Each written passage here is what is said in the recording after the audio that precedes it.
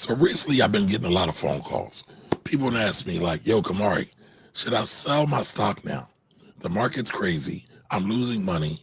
I don't know what to do." And I say to them, just hold tight. But today on the Black Wealth Rebel Show, we're going to talk all about what to do with your 401k during the time of market turbulence like we're going through right now. On today. Man, what's up, good brother? How are you? You're on mute. You was on mute. All right, the people are in the building. I'm seeing the. I don't know if you muted me or not, man, because I wasn't muted, man. So I sound like you hating already, man. But you know, I'm blessed and highly favored, man. I'm here. I would never mute you, Jim. Start with the shenanigans. Yeah, we're starting already. He's starting. It wasn't me. Listen, I got my woosah candle in the back because I got to stay calm, cool, and collective. But, you know, other than that, we good. What up, Thunder? By the way, I didn't say this. Welcome to another edition of Wealthy Wednesdays, all right? This is the Black Wealth Rebel Show. Thank you. This is the Black Wealth Rebel Show, and we are going to talk about what to do when the stock market is going crazy with your 401k. All right, I got it right now. Is that okay, Jim?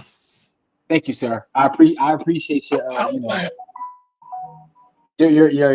professionalism. You know, I appreciate your professionalism. I'm glad I don't have thin skin because, boy, oh boy, I'll be home crying somewhere. Listen, I don't even know what you're talking about. You like making victim noises, man. That's what it is. Did you just say victim noises? Yeah, man, you like making victim noises. Man. Yeah, yo, like making victim noises. Pause, bro. Jesus Christ. And I don't even know how that's a pause because because I don't know how you got to a pause. But that's why I know that one was a little bit like that's a little bit hey, this is wild, bro. No, victim noises is people that like to always act like they being harmed. Okay. I'm just saying. Really, when Camari is the bully for real. But I digress. We are getting ready to go. Today is a national holiday, y'all. There's a great man who was born on this day who wasn't from our town of Philadelphia, but moved to our town of Philadelphia, and today is his birthday. So we got to show that man some love. Try to take control of the love to control me. Cause to lose the thing that we've been through. You should understand. I hope I don't get in trouble for this. Like I understand. Turn off the light. I couldn't help it. Light a candle. Jim left. I think Jim got excited. Tonight I'm in a romantic mood. But in my eyes, You might as well. I see no one else but you. This is the background. There's no one else. Love like I love. I want you to soothe me, grow me, soothe me. Come here and do. I mean, listen, this man has had a hell of a run. Now, I got in trouble. Somebody put out a post. Marvin Gaye versus Teddy P. I said Teddy P. And I love Marvin Gaye. But the energy that man would create. I'm not answering that for political reasons because I'm from Philly. But that's so I'm just not going to say nothing. Okay, but I give it to Teddy P all day long. Hey, yo, come on, man. All day long. Yo. Listen, I told you already, Jim. Yo, that's wild, yo. You are going that's to wild, learn yo. That's wild. Like, I'm sorry. I try to chill, but that was wild. Yo, this show is going off the rails already, yo. Already. We might as well. I'm too old for this shit. Too old for this, man. Like, come on, man. You know what I was talking about. Hey, Core. I had proper context and everything. Yo, listen. But hold on, real quick. I know you got jokes. It's not but jokes. Did y'all know this? Did y'all know Teddy was the first Black R&B artist to achieve 5 consecutive? I actually didn't know that. No, I didn't know that. I didn't know that. I'm like, I damn, didn't know either. jeez. I mean, he had some classic stone cold hits all day long. Consecutive though. Yes, Yeah, that's the word. that's major right there. Yeah, that's fire. That's major. Salute to the God. Salute to the man. Salute to the I man. mean, still, I'm not answering that question though. Yeah, I'm saying because my mate, Marv made what's going on, dog. So at this point, like, I mean, it was dope. Thunder is a This was menace. my music when I was chasing cougars. Absolute menace. Absolute Shout out menace. to you. Shout out to you, Thunder. And all your cougar chasing ways. All right, but before we get to today's conversation, I do have a question. What's the most expensive car you've ever had in terms of maintenance? I can answer that immediately. Which one? I had Mark. a Cadillac XTS. Yeah, those are expensive. I had Wait a minute, Corey. So listen, I'm a hog kind of guy, but if memory serves correct, you had a Brougham and an STS. Oh, You're yeah. my hero. You're my hero. Oh, yeah. What's crazy is my wife bought me the XTS. That's even more player. Yeah. But check this out real quick. All right, welcome back. Okay, so your total for your brake repair, your brake flush, and you're cleaning out your entire system, you're looking at $1,000.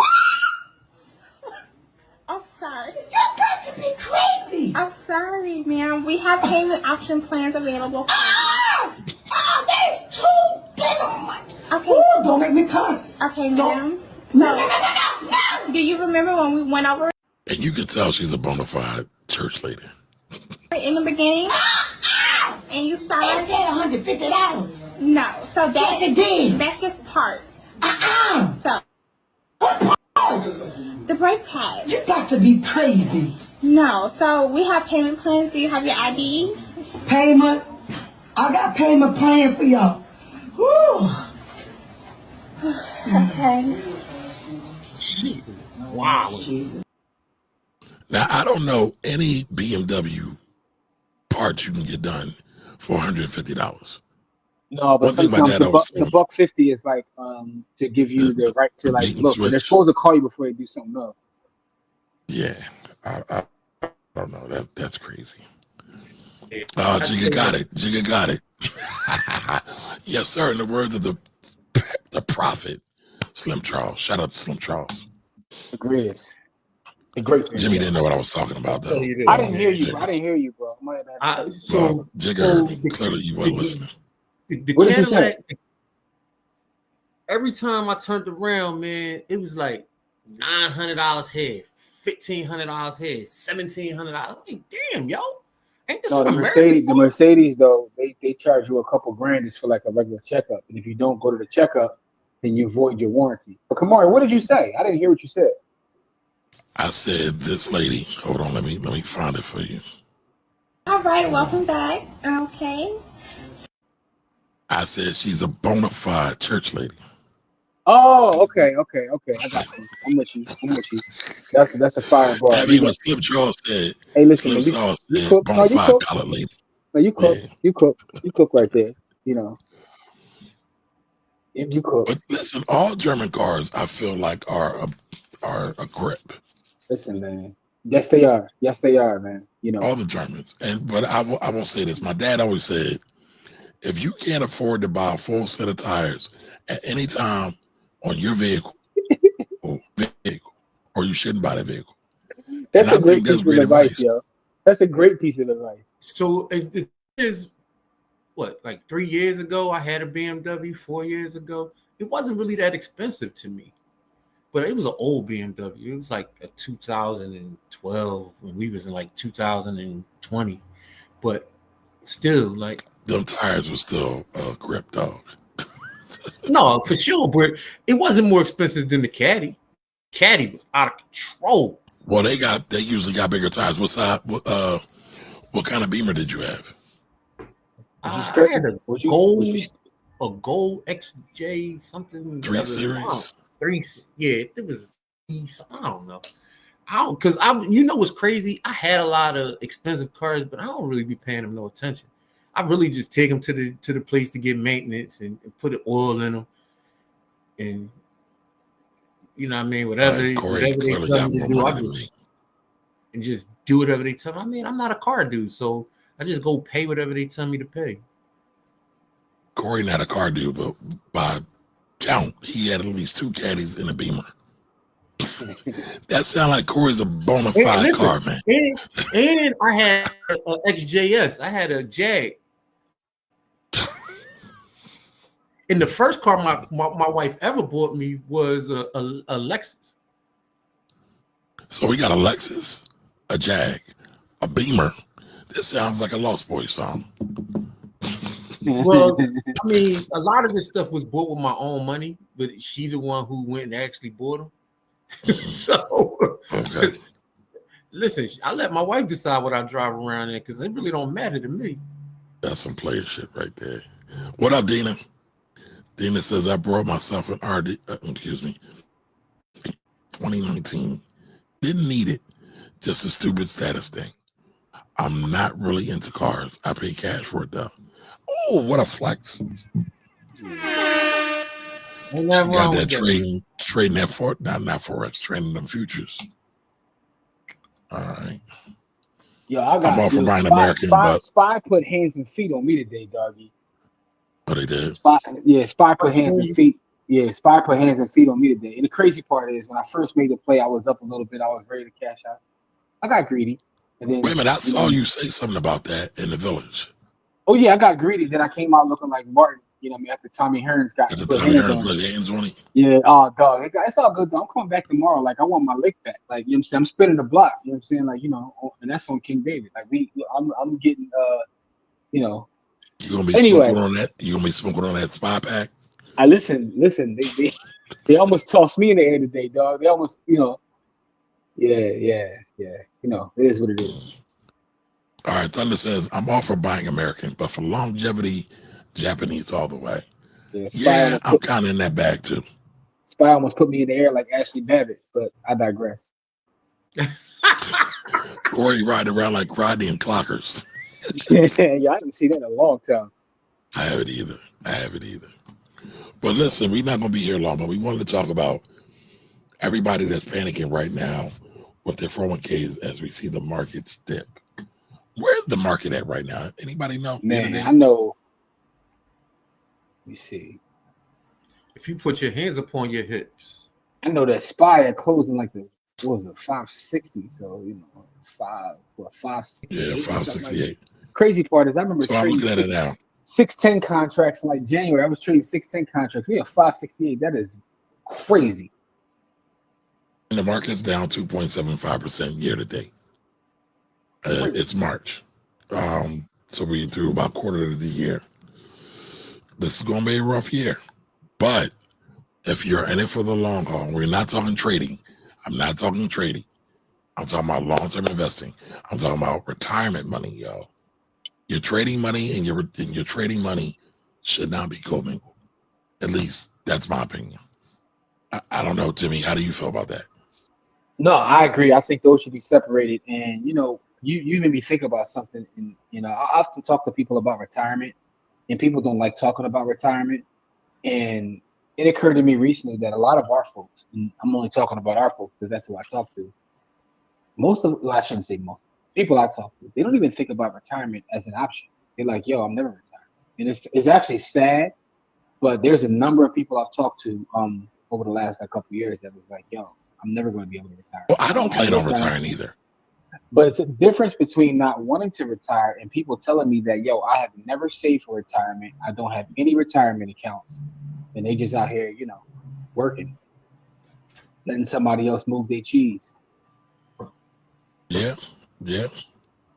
So it's funny. I had a conversation with somebody in the village this week, and they said, you know, they don't like the stock market. They don't. They can't put their hands their hands and feet, their eyeballs on it. So they don't like it. They don't trust it. And I get that too. And so a lot of people have been shying away from it. But I guess my question is this though: if you don't trust the stock market, what do you trust, right? Because real estate. Oh yeah.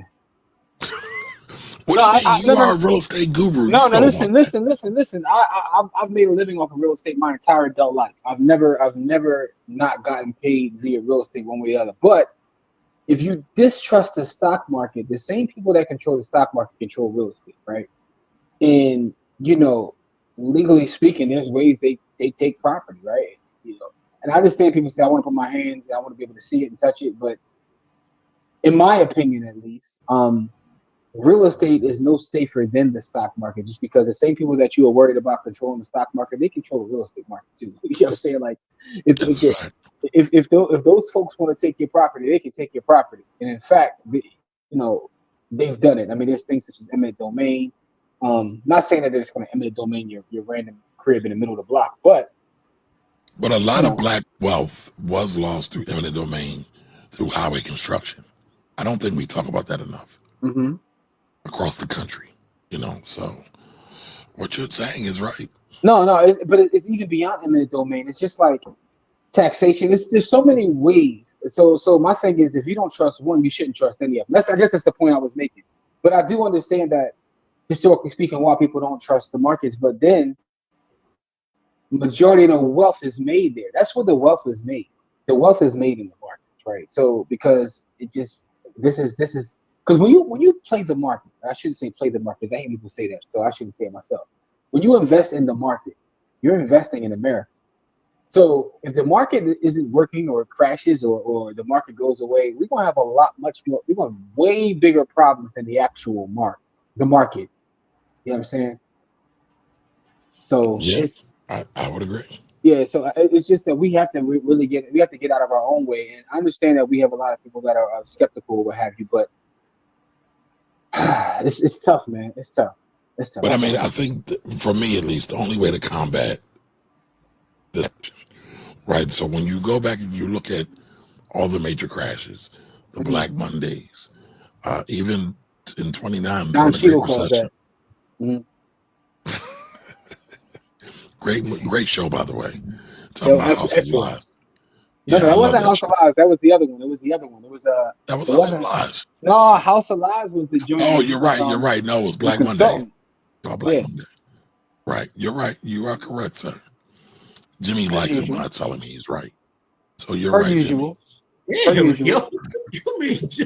Yeah, you made Jim sound like a hussy. Yeah. See? Jim likes it when I tell him he's right. You got a brother. See? But I'm just saying. I'm just saying. Man, you said that, not me. Anyway, all I'm saying is this, right? And I know what you're going to say. You look back at all those historical drops or what have you. I mean, the market always bounces back. That's what it is. Because again, if the market isn't working, we have other issues, because that is a reflection of our overall economy, and it's the reflection of how folks are doing. And it's funny because I've had people tell me the same thing, Camari, like, I don't believe in the market, right? I'm like, yo, but you better watch what's happening in the market, because if it don't perform well, then I know where you work. You're gonna be in trouble. And I've seen it play out where people lose their jobs based upon valuations of companies that they work for. So correct. Again, the market to me, like watching the market is watching the world.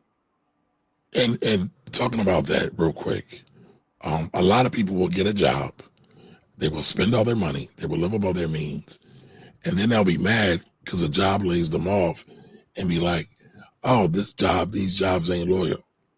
But nobody told you to spend all your money. You wasn't loyal to yourself, first and foremost. I used to think like that. We're going to be loyal to you. I used to think like that a little bit, but like people were spending all their money because they're frivolous and all that. It's expensive as hell out here, bro. So this is what I'll say, right? The world is upside down from where it used to be. That's the man who's got all the foreign cars in the world. Go ahead, Corey. So the world is upside down from where it used to be, right? So it used to be that you spent a little bit on your house and where you lived at. Like you spent like 1/4 of what you made on where you live at. And then like if you buying TVs used to cost $1,000. TVs still cost $1,000, but the price on TVs hasn't moved. Like a PlayStation costs. Price on TVs haven't Yeah, moved. TV's the only thing that got cheaper. TV's the only thing that got Listen, cheaper. I'm gonna tell you, $1,000 might get you a 70-inch now. Listen, dog. though, right? But the thing is, right? If TV, all right, let's just say TVs it was $200 back in whatever 1990 or 1980, right? What percentage of your is $200 back compared to right now? TVs super expensive. I remember when a VCR used to cost like $300. You know what I mean? That. Like, but that's how I know something is wrong because right? VCRs used to cost half your rent. Like rent was $600 and a VCR cost $300. So the things that we used to call like, luxury items aren't luxury items no more, because as far as percentage to income, they're not luxury items anymore. They're actually cheaper than it. Like a cell phone used to cost like $800 back in 19, and now cell phones still cost like $800. But you got to look at what $800 used to buy in 1984 and what $800 in the cell phone will buy you right now. You see what I'm saying? Like I can get a 55 for $219. That's what's funny to me though. TV seems to be the only thing going down in price, dog. Like you can get a 75-inch Samsung for $499, dog.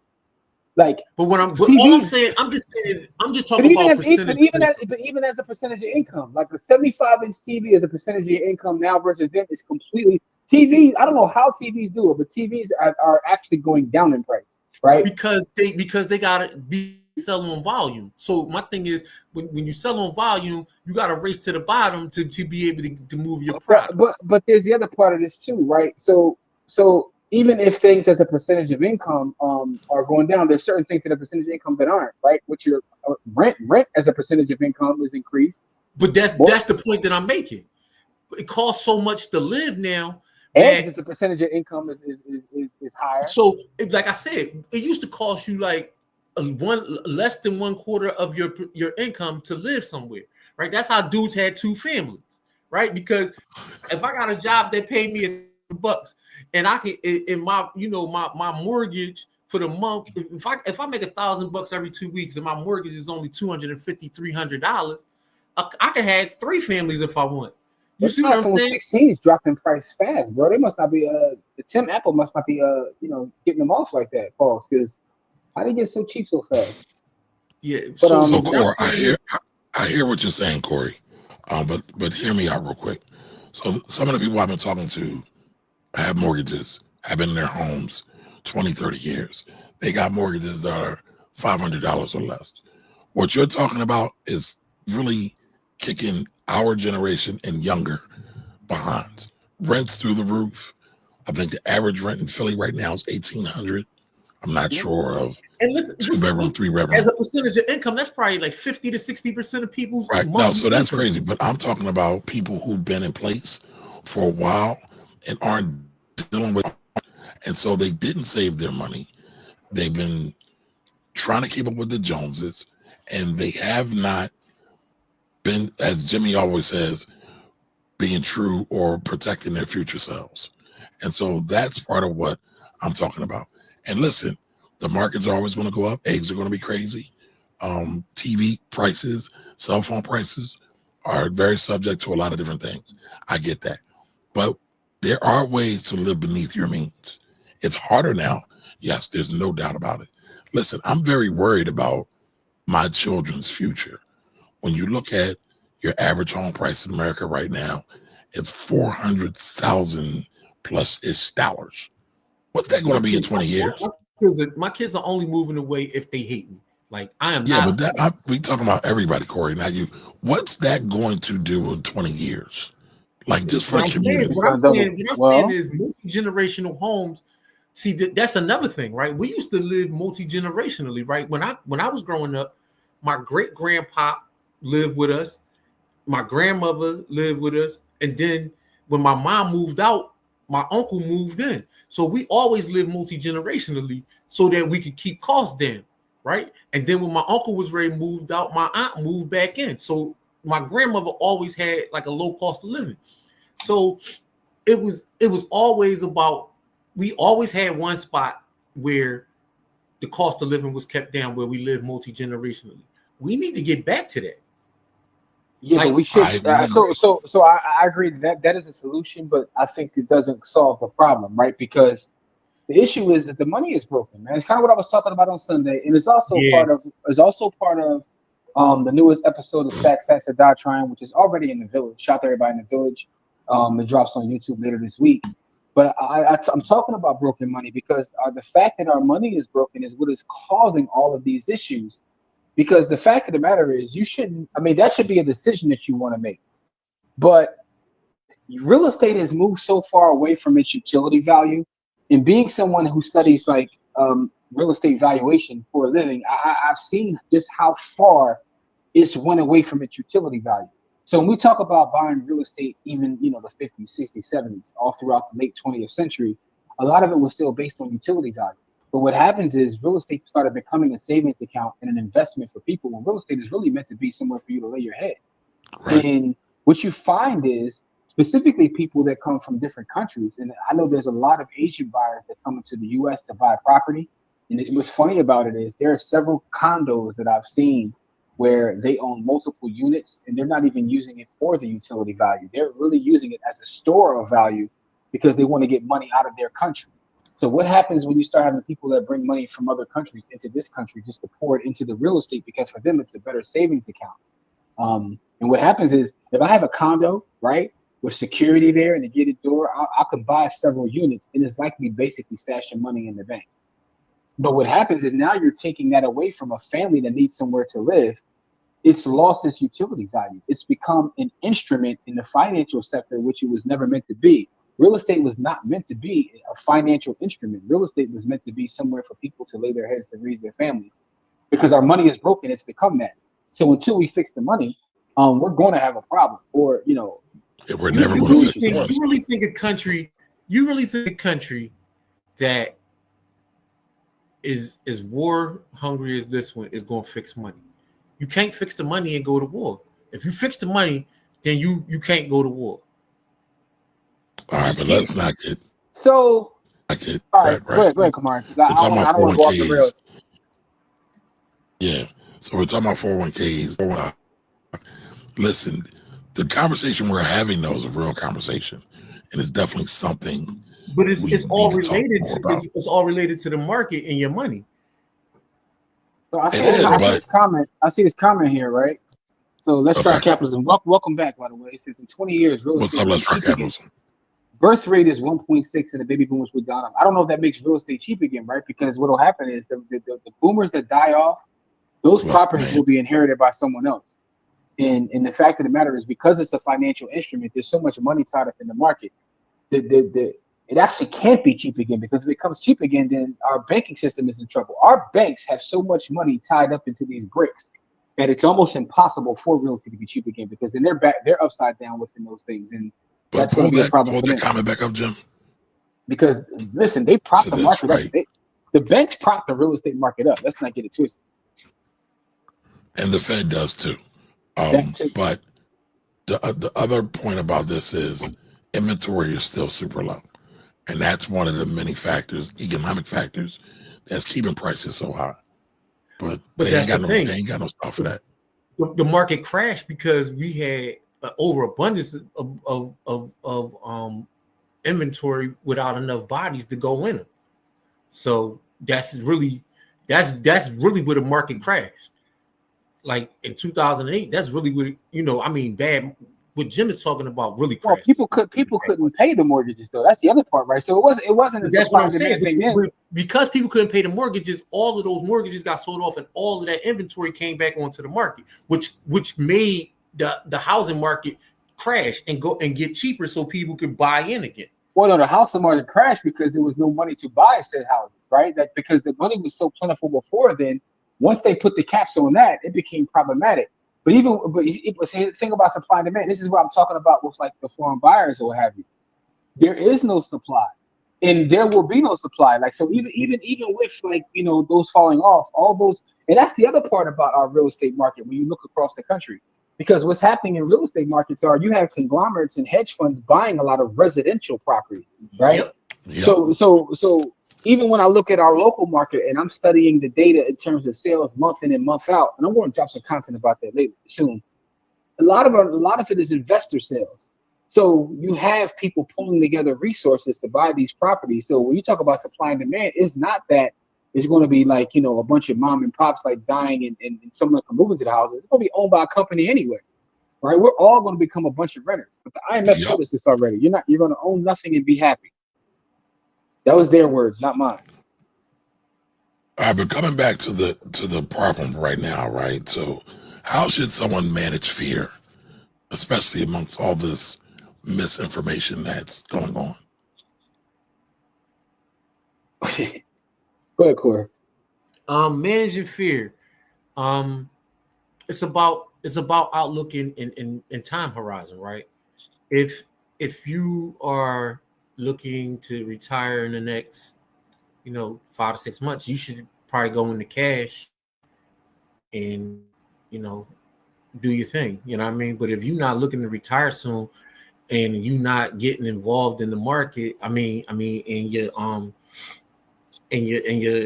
you shouldn't even really be looking at just stuff. You should, if you have a buying system, you should still be buying. You should definitely be checking on it, but you shouldn't be checking on it to the fact where you're selling off large swaths of your, like during a downturn is the worst time to sell because all of that equity. Right, but you just said they should sell right now, right? No, going into cash means not buying more. Like I personally would buy more, but I would, if you really squeamish about the market and you think it's still dipping, then don't add any more cash to your position. Why would you buy more, Core? Huh? Why would you buy more? Because the history says I should. It's just the history of the market says I should. So I'm going to. Like, I'm just going to look at the numbers, and there's not been a time when this market has taken a step back where it hasn't taken a more giant step forward. So basically, it needs to be like what Jim says: do the knowledge, do your research. Yeah, that's but it's not even hard research. That's surface level. That's like, are you smarter than the 5th grade level research? Like just surface level. If you look at it, the market year over year is bearing over 11% for the history of the market. And so if you just leave it there and sit it there, it's kind of hard for you to lose money unless you're just picking the absolute worst companies you could pick. Like it's just, if you just leave it there and sit it there, it's almost impossible to lose. So that's what I'm saying. Like if you just leave it there and sit it there and don't do anything. Like me and Jim was looking at the study. I think it was Fidelity who did the study. It said like 50% of their richest clients are dead because they don't move the stuff that they don't, they don't move the money. And so a couple of things. No, I was just going to add to that a couple of things like this. I think most people shouldn't even be looking at their account. I think that's part of the problem is, again, I'm going to sound like a broken record, man. But part of the issue is that because our money is broken, you have people who have been kind of forced to be part-time money managers, right? Which is kind of effed up because at the end of the day, if I'm a doctor and my value to the world is being a doctor and saving lives and doing these things, I shouldn't have to get off work and then go manage my money. But the reason I have to do that is because our money is broken. So I have to literally fight to make sure I maintain purchasing power. So I'm getting off and I want to do research on where am I going to put my money to then make a big enough interest so I'm actually beating inflation because the cost of everything is going up. So I have to spend my time being a part-time money manager. If I'm a nurse, I can't spend my time on fight though, Jim. Do you really have to fight? You do. Well, here's the thing. You can't be the arm can't forget it. Just invest in ETFs. No, you absolutely can. You absolutely can. But you have to have that knowledge. You got to be able to do the knowledge and do that. I think that's what most people should do and stop looking. But the point I'm making is, what you should be able to do, honestly, you should be able to go cash. You should be able to make enough money, go cash, and go mind your business, go work, add more value to the world, get more cash. But you can't even do that. You have to invest. right? Because of depreciation of the dollars. Yeah, so you have to constantly be putting your money in motion. Like you really should just be able to save. If we're being honest, if in a perfect world, but the world ain't perfect. And by the way, let's try capitalism. I saw you said big hedge funds will dump as well. It's funny. I had someone from a hedge fund tell me about a couple properties they own in Philadelphia, right? And he wasn't filling them with tenants.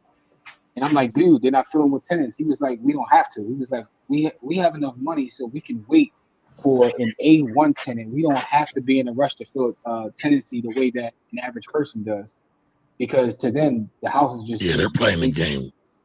They're land banks, right? So when you're a land bank, that's why I don't think there will be no reason for them to dump. They're going to control an actual market. They're going to control a natural resource. And it's funny, in the city council hearing today, some of the council members were actually talking about that. Like, how do they combat that? Because you're talking about someone who's able to control an actual market. So there's no reason for them to dump because they can leave the properties vacant.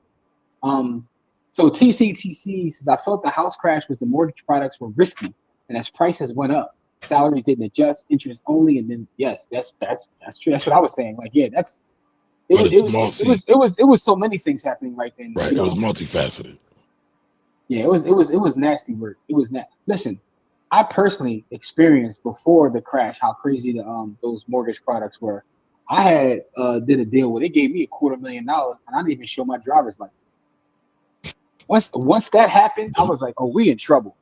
We in trouble. I said, yo, they don't even have a copy of my license. They gave me $250,000. Them no-doc loans was vicious. Dog, I had a no-doc. No ID loan. I know. I heard it. I'm like, yo, it's nuts out here. That's what makes that movie so funny. Is the part of the movie? What was the name of that movie? The joint where they talked about the housing crash. What was the joint? Too Big to Fail? No, not Too Big to Fail.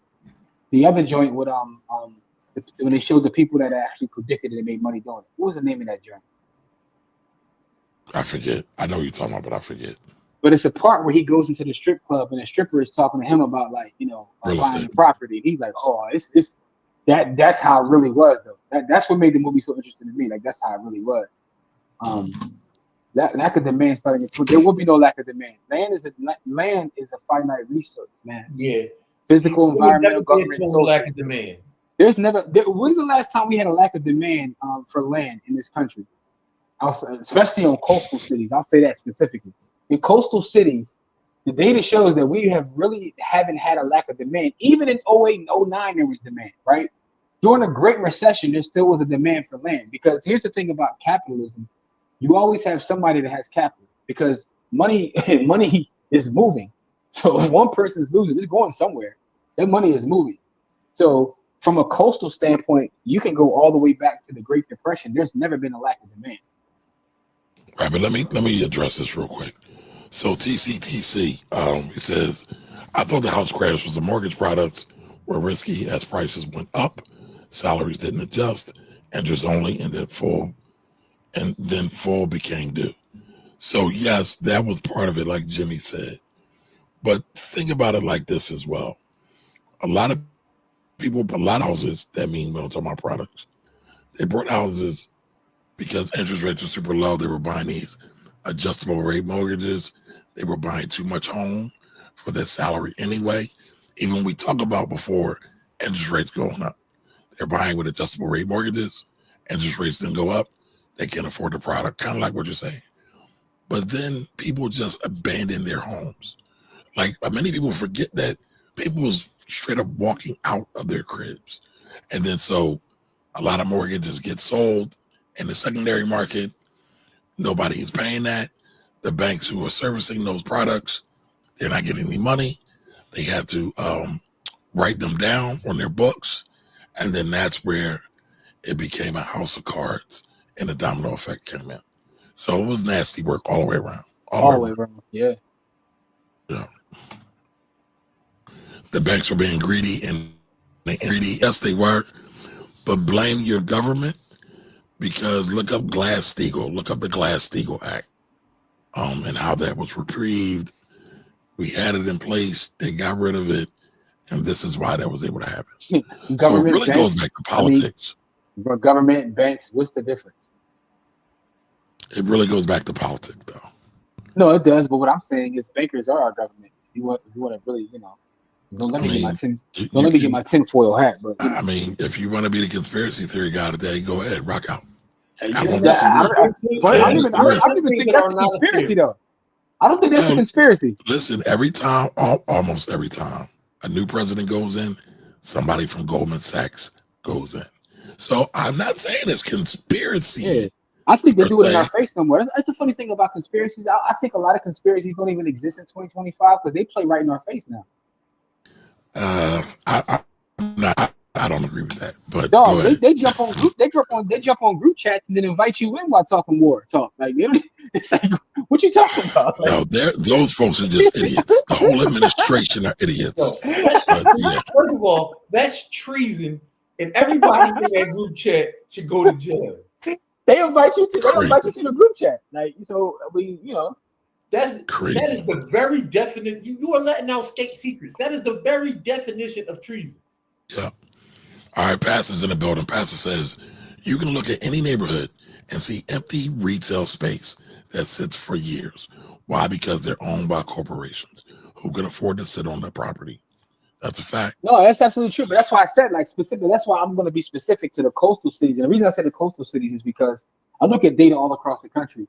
And I also find it funny when they be like, everybody wants real estate. I'm like, yo, it's a bunch of real estate in the middle of this country that don't nobody want, right? Because it's actually raw land and not sites, because there's a difference between raw land and being a site. But that's a whole other story. But the point is, in the coastal cities, we've never had like a lack of demand. It just isn't a lack of demand. It's funny. I was watching Floyd talk, and Floyd was talking about the reason he put so much money into New York real estate. He was like, he was kind of like talking dirty about himself, but it's true. Like, I ain't got to be the smartest person to know that there's always a demand for New York real estate. Like, so when I got some money to buy New York real estate, I buy New York real estate. It's always going to be a demand for it, right? There you go. Very simple thesis. Very simple. But it's true. I mean, the funny thing is, some of the greatest things are the most simple things. Everybody's trying to do trigonometry on all their trades and all their investments. No, it's true. It's true. Sometimes to. the simple stuff is we get right to it. We do the simple stuff, and that works. But listen, Prop Joe gave us business advice: buy for $1, sell for $2. I can't do the Baltimore 2, but that's facts right sell there. for $2. But here's what I'll say though, Yeah, man. dude, the long I just don't know that we'll see that lack of demand, because there's always buyers in the market. I remember in 08, 09 when people were like, the housing is crashing, and I'm looking at prices in our local area, and I'm like, yo, they're going up. And the data backs that the prices have gone up. Literally during a recession, I'm like, this is nuts. But again, coastal city, people want that land, and there are people sitting back right now, stacking paper, hoping for some sort of like a shock to the system where everything drops. Yep. Yeah. So buy when there's blood on the streets. All right, so let's try capitalism. Break down to us why you feel fundamentally 2035. All right, TC says 4 out of 5 people are on a mortgage. It was crazy for a single family home. The price just kept going higher because people had the money. Yeah, they had access to the money. They ain't really had the money, but I got your point. All right, Pat says, don't forget the Black church and the prosperity movement that helped add fuel to the housing crisis. I don't know about that one, Pass. I mean, it did help, but I would say my man down in, Houston? I think his congregation did more than all the Black churches combined. Yeah. JT Coins, thank you.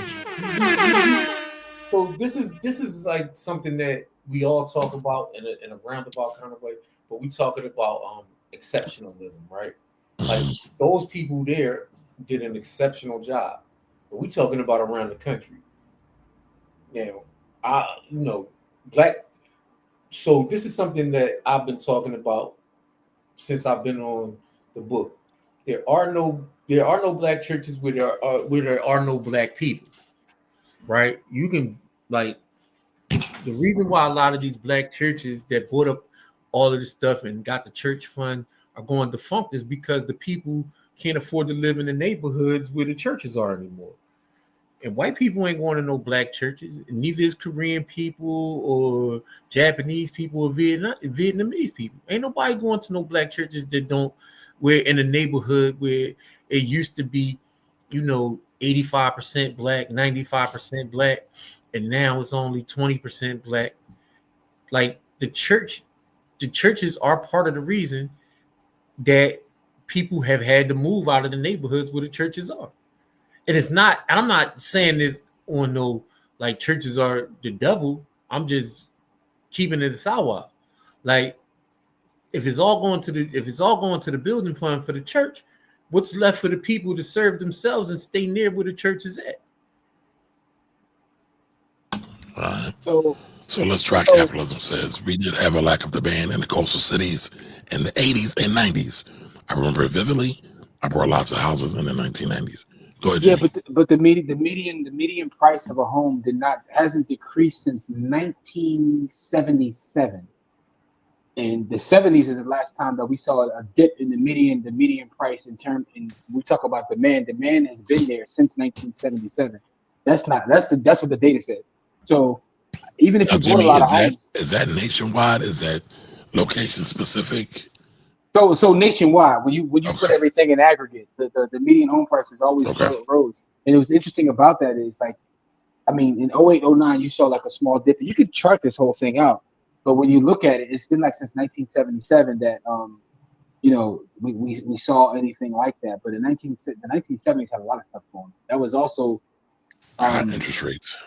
High interest rates. It was coming off of the gold standard. So I think what's most interesting about that, is when you look at and this is from a historical standpoint, when you look at the demand of real estate, the demand is always there. But what tends to actually affect it more than demand and everything always goes back to supply and demand, but what tends to affect it is really politics, right? And I know you mentioned that earlier, how politics, whatever you were saying, politics affected the market. Yeah. The market. But now I'm talking about the real estate market. I'm talking about the real estate market. All right, so politics caused the crash. Yeah, so politics is really what it is, right? So physical, environmental, government, and social. Those are the things that affect the value of real estate. So policy is what cooked real estate in the 70s. But the demand is still there, right? So even with you saying I bought a bunch of properties, right? The demand was there, because if not, you wouldn't have bought the properties. I say that to say in 2035, even with the baby boomers dying off, I just don't see that the demand will disappear and the price of real estate will go down. I can't see it. I mean, listen, I hope you're right, because if you're right, guess what? I'm going to drop the bag on as many properties as possible, because the one thing about land is land will always have value, right? Because, listen, it's desirable, it has utility, it's scarce, and it's transferable. The acronym is DUST. That's what they teach you in appraisal science. Land has value because of DUST. And because of DUST, if what you're saying is true, I'll be buying it up. So what I'll tell you is the demand will still be there, because I represent a bunch of folks. There's a bunch of folks like me. I've got about 15 Jimmy, calls tell today. us what dust is. So in appraisal science, there's a theory known as DUST, which is the reason that real estate, but it's really anything, has value. Is if it's desirable, it has utility, it's scarce, and it's transferable, right? So there's economists that believe many times that third world countries, the reason they don't prosper the same way that first world countries do is really because of the system of transferability. Because we have a system of protecting property rights, And we have a system of transferring deeds. Yes, that is the laws. That is what allows us to grow the way we grow. But that idea of dust is what gives anything value, because it has to be desirable, it has to have utility, it has to be scarce and transferable. So land meets that criteria, because land will always be in demand. Because the thing about land is, outside of just housing in general, land is used to produce. So we need schools, we need churches, we need hospitals. All of those sit on land, which is why land always has demand. So it's difficult for land not to have demand unless there's a lot going on, like we talked about in the 70s, where so many things had to happen for that demand to kind of be affected that way. But I do find, oops, hold on, Pass. Let me get to you in 1 second because I find this interesting. But I find this comment interesting, right? So Let's Try Capital says 2035 will have 1.5 million baby boomers dying every year. Climate change will have crunched the insurance companies that insure homes in coastal areas. I mean, so basically your thesis is we're going to have more tornadoes, more hurricanes. It's going to create more destruction that the insurance companies and their reinsurance can't keep up with it. I do think that's interesting. And Listen, man. I All I guess know it is could be possible. natural disaster. That's going to bring folks. Still looking to buy. I just don't see it. I mean, listen, if you're right, you're right, but I don't see it. I don't see it. Gotcha. All right, Pat says, trust me, everybody was prophet lying about God was going to bless you with a mansion. Nobody thought that blessing would come an adjustable rate mortgage and interest only loans. Good point. Gotta give you the horns for that one, Pass. Listen, man. The one thing I agree with Let's Try Capitalism is I think that we are, there will be a lot of more natural disasters. Things will happen because of climate change. I mean, I agree with that. But listen, man, Yeah. all those crises will have big money coming in and swoop up and take all of that. I remember when Katrina on every happened. side of a loss, there's somebody who profits from Dog, it. when Katrina happened, I was at a real estate meeting here in Philly, and there was a group of brokers who literally were pooling their resources to get transportation to go down there to really just speculate on the land, like see if they can. Like, I'm like, yo, dog, there's people living in a football stadium. They trying to get it together. Y'all going down there trying to buy land up. Like, what is wrong with y'all? But this is take it a step further. There's people getting robbed and raped in a football stadium. Yeah, that too. That too. Yeah, hey, listen, crazy. man. Winston Churchill said a long time ago, man, you never let a good crisis go to waste, man. So, this is how people move and maneuver out there. So, even if your thesis is correct, though, Let's Try Capital, even if your thesis is correct, that just means our country will be owned by BlackRock and Blackstone. That's all that means. Yeah, basically. They're going to own our whole country. They're going to be all of them, man. They're going to own the whole country. All right, so TCTC says, to be honest, I'm very concerned about the 401k situation. Environments are tied to the market. We can't afford for it to fail. It would be pandemonium. Please shed a positive light. Well, the positive light was what Corey said. I don't know if you got it or not. History tells us the markets will rebound. Look at the stock market crash in 29. Look at 87. Look at 08, 09. All major dips come back, and they usually come back pretty quick. And the real problem is, too many of us watch the news. Jimmy kind of alluded to that earlier. Like, we shouldn't even look at our accounts. Warren Buffett talks about that all the time.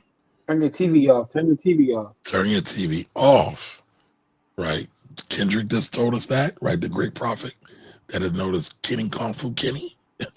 So, yeah, I think if you don't look at the market, you'll be okay. And to put your head in the sand.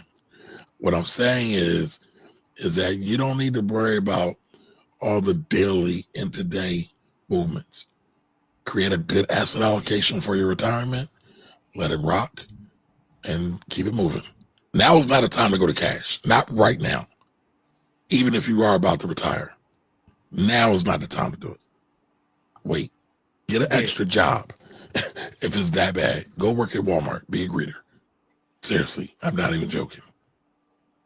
Because once you sell out, you can never get that money back.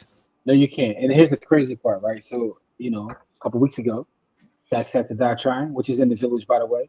Had a whole episode on time preference, right? You gotta have a low time preference, right? And that's the problem. The problem is people get into the space and they do not have a low time preference. So therefore, every fluctuation affects them emotionally. Tell them what time preference is, Jimmy. Stop. Just literally stop looking. In terms of thinking long term, that's what it really boils down to. Right? You have to have a long term builder's mentality. You can't be in here like, once you have a sign of fear that you just jump out of the way. Because again, just look at history. And the funniest thing about history is how many times I've heard people say, No, this time it's different, and it never turns out to be. Right? Again, that's part of growing old. With age comes wisdom, and with age also comes the ability to see things play out. Right? When I saw things play out in 2001, when I saw the .com burst. Listen, I remember the market dropped because everybody thought we weren't even going to make it to Y2K. I was in the market in the late 90s. So I saw Y2K. I saw 2001.com. I saw the '08 recession. Listen, we didn't got to go back that far. When the pandemic first stopped, Panty. when the panty pulled up, folks was shook. And the next thing I know, market was booming. And I'm just sitting there like, wow, again, this is why, in my personal opinion, dollar cost averaging is one of the greatest things known to man. It's the absolute cheat code. Because once you set a DCA up and go live your life, don't even worry about it. DCA is going to do all the work for you. It's going to do all the work for you. Of course, you'll have purchases at sometimes at highs, but you're going to have purchases at lows. You have purchases in the middle, but what you're going to have is consistent purchases. Consistency beats everything else. Discipline and consistency is how you win. I don't care what your favorite guru tells you. Just be disciplined. And cut your TV off. Stop paying attention to the nonsense. Because my thing is, because here's my biggest thing, and it goes back to what we talked about starting the show about people's not understanding of being fearful of the market. Grand Rising. Hold on. Anthony got me laughing. He said Grand Rising. I'm like, hold on, what time is it? Anyway, if our market goes away, we're gonna have way bigger problems. It's gonna be the Walking Dead out here. You know what I'm saying? You might as well, start grabbing the pistols. The ooh-wops. Yeah, it's time to grab the ooh-wops at that point, So I'm looking at a whole listing of market crashes going, kind of what I just said: Great Depression, Black Monday, .com bubble, global financial crisis, COVID-19. Right. And so when you look at all those, the time to rebound, the worst was the Great Depression. It took 25 years to come back from that. Black Monday took 2 years. .com bubble, 7 years. The global financial crisis, 2008, 4.5 years. And actually, that's not even right. But COVID-19 was 6 months. Crazy because I'm old as hell. I was around for most of. I wasn't around for Black Monday. Obviously, I wasn't around for the Great Depression. Your money wasn't in the market. No, my money wasn't in the market on Black Monday. I was alive, but my money wasn't in the market on Black Monday. Yeah. But for 2001, so we got .com bubble, global financial crisis, COVID-19. 3 out of the 5 you were involved in. I'm old, Joe. I'm washed. But here's the thing, though. I remember, and again, I also understand the emotion of TC, like TC said, right? Because I get it, right? Because I remember having like a deferred compensation account during '08, and you wake up one day and like your joint is cut in half. Listen, I keep it a buck with y'all. I had a 6-figure loss in like a couple days, like last month. Like just look at my account, like. Literally lost someone's annual income in like a day, just like watching the market go down. It's like, but the thing is, because I'm conditioned at this point, so it's like, yo, I'm still buying. You know what I mean? I'm still buying. Whatever. Yeah, I don't even care. I just don't even care. It's like, yo, I'm just buying. I mean, that's why they call me Young DCA, man, because Y'all people, Elijah. Jimmy's young, whatever he likes. Young ribeye, young DCA. I'm with it. Yeah. I ain't never gonna say little, just young. Listen, I'm just going by what you said. Get out of real estate by 2034. Look at the demographics, population growth, rates slowing down over the next few decades, and the elderly population is expected to outnumber children for the first time. Well, a couple things to that. Go ahead, Camari. Well, I was going to say I was down by ethnic group because Latinos aren't slowing down, nor are blacks. Latinos, I believe, are outpacing everybody. Only population growth who's slowing down are European people of European descent. So the browning of America is going to continue to happen. Yeah, By the way, that's based on genetics. Rest in peace I'm to reading a great Francis book I Scott have to Key. tell you about. I'm reading a Yeah, great book I got to tell you about later. family business. What? No, it's not family business. Not family business. Doctor Is it Francis. ratchet? Is it ratchet, man? It's not. It is some venting that? more. Listen, it's more high esteem black genius. Oh, okay, Yeah. okay. All right. So Pat says one method I use with 401k is when market goes below 10-month moving average for 2 consecutive months, I move the bulk to a stable value fund. There you go. I still keep the DCA moving. So what Bass is doing is he's protecting his principal that he's already got. Whatever he's already got, he's moving it based on the markets. And he's saying, but I'm still going to keep DCAing. Yeah, but he didn't Now, stop Bass, are buying. you DCAing? But he said he's DCAing now. No, that's what I said. But I said the point is he hasn't stopped buying. Like, Oh, yes, correct. yeah, all that he's still buying. Correct. So, Pass, I want to know, are you buying the stable fund and your DCA, or are you buying stocks? I bet he's buying stocks.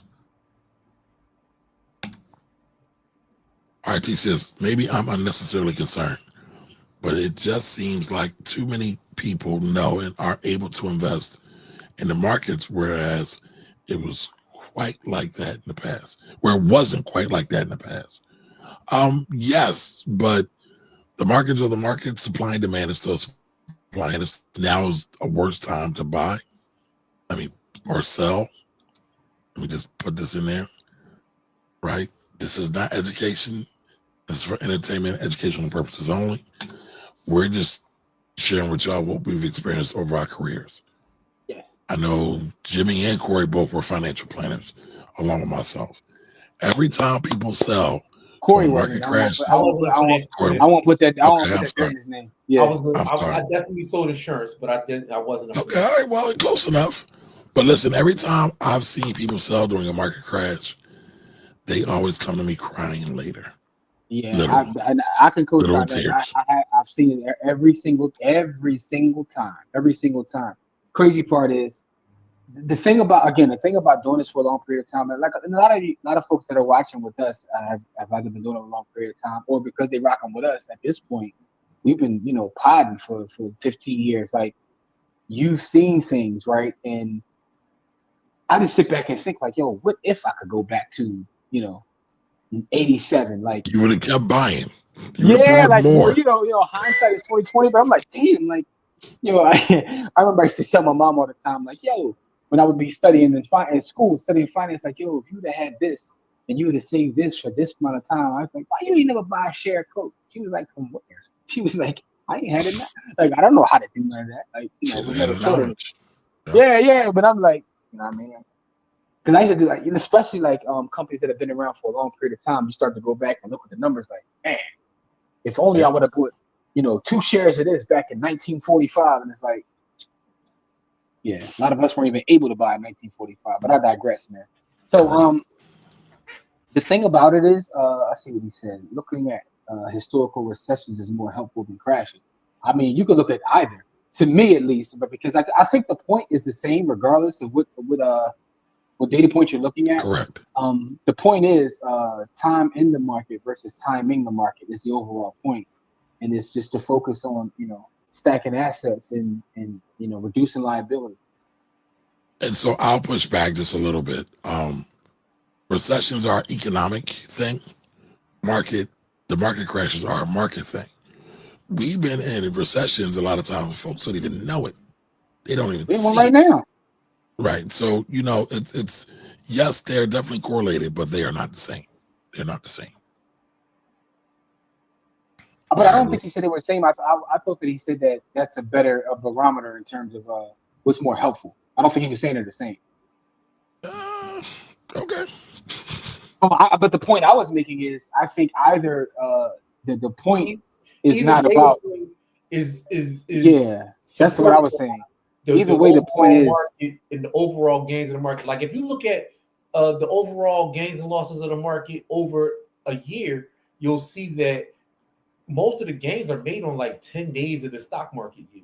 Correct. The crazy part is, let's try capitalism. All the things that I'm saying in terms of the little pushback that I give about like your real estate thesis.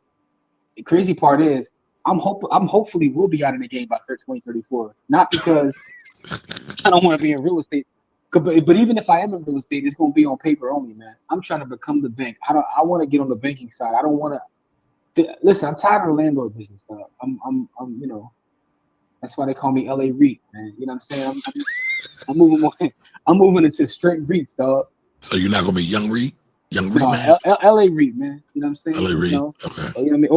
Or call me REIT Hastings, man. You know what I'm saying? Listen, Steve, Jim is Spencer always REIT. flexing on us. He can't. No flex zone. He can't help it. I'm broke, baby. Okay. You know better. All right. Panic Pat says selling selling or opportunity often feels protective, but it actually erodes long-term wealth. correct.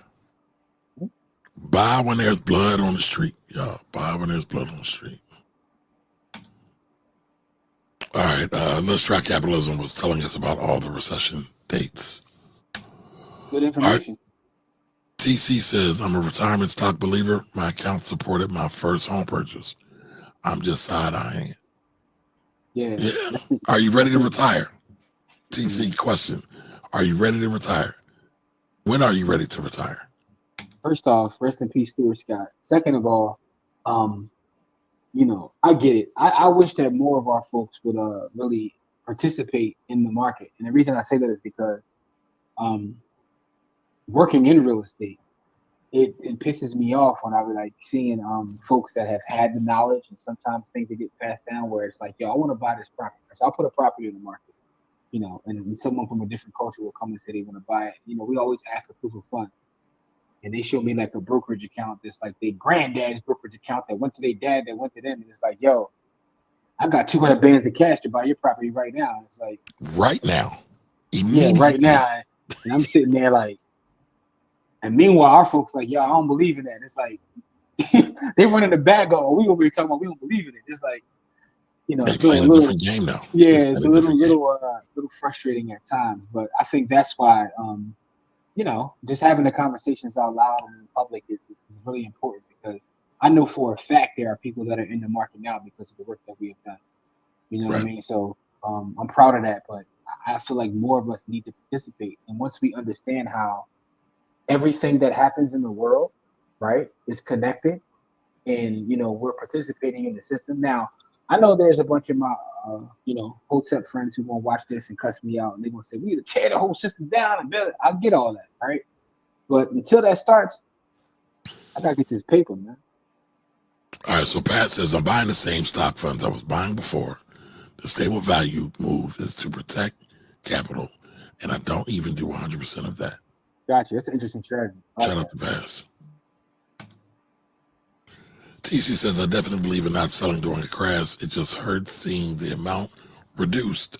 But like you said, don't look. Correct. Don't look. And listen, I remember in 08, 09, like one of the people that actually helped me get comfortable in the game, main man almost like took his life because he couldn't deal with like watching the swings like that. Yeah, he had to get hospitalized. Maybe he tried to jump out the window. Real tough.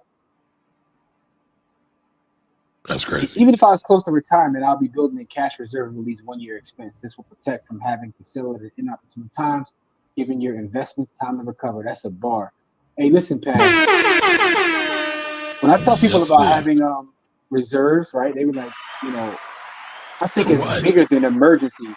I think because the one thing reserves allow you to do, the reserves allow you not to have to pull out of your stock or brokerage account. That's why I hate when people say stuff like, you know, I saved in a stock fund or something like that, because it's like, listen, take it from somebody who tore down their whole portfolio like 17 times, bro. Don't do it that way. Don't do it that way. But that's because people really don't understand asset allocation. And you got people out here talking about hot stock tips, and they don't understand how each asset works and how it's supposed to play a part in your public. Now, Corey, let me ask you a question, right? As someone who just admitted that you tore your account down 17 times. When you first started your account, however long ago that was, if you would have just bought the S&P 500 and consistently bought that and did nothing else, would you be further ahead now than you are? No, because Really? I would have been. The thing is, so I bought a lot of stuff early that went crazy, and then so I had a lot of I made a lot of money. So no, but I would have been better off doing that because I would have been more stable. I've been DCAing S&P 500 since 1996 So bi-weekly without miss. I haven't been DCA in anything. So the thing is, all right. So this is what I'll say this. I made a lot of money off stuff that I didn't put my money in the stock market, but I had my money in markets. And I'll say, and here's the difference. So I'm a collector, and so I've bought and sold a lot of collections. So I had a comic book collection, bought and sold, made hundreds of thousands of dollars off. But that's not what I was talking about. But this is but it pertains to what we're talking about, right? And buying things that appreciate in value and putting your money in markets, right? So, like for me, like having my money, like I was able to tear down those stock market accounts because I had other assets. I didn't have money in the bank per se, but I always had assets that I could fall back on and sell if I needed to. Yeah, but I was talking specifically about like just market. Like, so if you rebuild a portfolio, we keep changing the portfolio, right? Oh yeah, no. I would have just been better buying the S&P 500 and minding my business. No, I listen. So I started. To GC's question, like you must have started investing really young. I did. Well, I mean, not. Here's the crazy part, right, GC? So for some people, say you started young, but for me, I'm like, yo, I wasn't young enough. I should have been investing my whole life, right? So my first stock market investment was in like 1996, and I always tell the story. I had saved up money and bought and back then you had to buy a lot. I was buying Coca-Cola and McDonald's. A lot. And the only reason I was buying McDonald's and Coca-Cola was because brand recognition. If I'm being completely honest, I knew nothing about the companies, their books, or nothing. It was brand recognition. I wanted to get into the market. I knew Coca-Cola and McDonald's. You know what I'm saying? Because I used to spend a lot of time on Germantown and Shelton with McDonald's, trying chase the honeys and whatnot. But I digress. You was in Champagne. I was in Champagne. I absolutely was in Champagne. By the way, for everybody that works, bro. For everybody that's not from Philly, Champagne is a hood special. Absolutely, it is. Shout out to Champagne. I used to always try to get sticky finger in Champagne, but I digress. All right, so listen though. So with that being said though, that was wild. I mean, listen, man. So I did start as a teenager, right? But the point is, the one thing that I did, the one smart thing, and I've done a lot of dumb things in my life, is I've DCA'd, sometimes small. I remember when I first started, I started with like $10, right? Got a job and started DCAing into the S&P 500. And I've worked it up, to get to the point where, several $100. But I've DCA'd the S&P 500 since 1996 all the way to 2025, and I continuously do so. That is probably one of my more valuable accounts outside of Bitcoin because it has nothing to do with, and I never put a lump sum in. That's the crazy part. Never put lump sums in. It's really about the discipline and consistency. And I'm able to be disciplined and consistent because I just set it and forget it. I'm telling you, set it and forget it in DCA is really a cheat code, and it's nothing really like you don't have to sit and look at a gazillion charts. Like it's just really about discipline, yo. And having the discipline not to touch it, right? So, and that's why having to Pastor's point, that's why having an emergency fund is so important because you don't want to touch it. Because to Corey's earlier point, time in the market is crazy because if you miss like 10 days, you can miss all the gains that you would have gotten just based on those 10 days. In the whole year. So, wow. The SPY was at a low of $62 and a high of $78 in 1996. What is SPY right now? It wasn't SPY though, Camari. It's the S&P 500, but I wasn't buying SPY. I was buying VINIX, I believe it was, because it's still VINIX. The Vanguard one. It's All a right, but it's a still, Vanguard index fund, so it's not it's a yeah, but fund. that's still a good representation of the growth of the market No, it is, it is, over it the is. It is. So last. what you're doing is true. Yeah, Like you can look at SPY, yeah, but it's VINIX. If I'm just trying to be transparent. I don't want a lot of the folks. It's transparency. no, that's fine. I'm gonna stick with SPY because that's easy to find. No, it is, it is, it is, it is. But I'm just saying, like, it's funny. I've been trying to explain to my daughter this. Somebody gave her some money for her grades, and I said, "All right, take half of it, invest it into some stock." I was going to have her invest in SPY. She's Mhm. pushing back. She's like, "I don't care about that." I said, "The 50-year-old you will care. Be good to yourself now." Yeah, see, that's the hard part. See, I was a weird kid because I was interested in the stock market and real estate. Like, it's difficult. Like, some kids just don't care, but I did care because I just, I thought it was dope. You got it. Listen, man, I remember reading it. It's gonna sound crazy, like as a kid, right? So as a kid, because I play sports, where I used to read the paper all the time. We start from the back of the paper in Philly and Court. Remember the days? You get the paper, you start from the back because you got to read the sports first. Yeah, Right. man. So it was a wild time. Like growing up in the 80s and 90s is a wild time, especially in Philadelphia, because like the streets was on fire too, and the sports was on fire. But I remember when the old man died in South Philly. You know what I mean? Rest in peace, Angelo Bruno. Right. So when the old man died in South Philly, and I remember reading the paper, and it was in the Daily News, and they had an article, and he lived at like on 9th Street in South Philly. And it always intrigued me because everyone knew him as being. And for those who don't know who Angelo Bruno is, just look him up. Angelo Bruno is He's a made man. I'm not going to say what he is because it's alleged. Because it's all alleged, man. It's all He's alleged. a made man. He's a made Just look up Angelo man. Bruno. But I remember being in the hood reading the paper, and it was like, but this is I'm telling you. But being honest, one of the reasons the stock market always intrigued me is because when he died, they wrote an article about it. He lived at 9th and Snyder, and it's like very unassuming house. But when he died, they were in shock about the amount of assets that he was able to accumulate. And they had a whole thing about his stock portfolio. And they were like, yo, we thought he was just some sort of like street hoodlum. But main man had like 400,000 shares of Disney. He had like 100,000 shares of GE. He was stacking paper in the stock market. And I was like, to me, that was interesting. Like, yo, this is the boss. The boss is stacking his bread over here. I need to know like why he's stacking his bread over here. Like, so, And now you get it. and now I get it. But I remember like the people writing the article were like in shock because in their eyes, they just they thought it was a street dude. Like they didn't know that he was buying pharmaceutical companies. Like he was in the markets. Owned his crib and all that. So anyway, I say all that to say, folks been getting rich off the stock market since the stock market existed. You know what I mean? Including what's that book, Camari? The book about the first millionaire on in Wall Street that a Black Fortunes. Not Black Oh Fortune. no, Jeremiah Hamilton. Yeah, the Jeremiah Hamilton. I can't wait till that movie comes out, man. Because I want to see if they portray him as a scumbag. Because he was a total scumbag, but he was a beast in the market. Terrible human being, but a beast in the market. All right, so Pastor says, also along with retirement accounts, also run an individual account.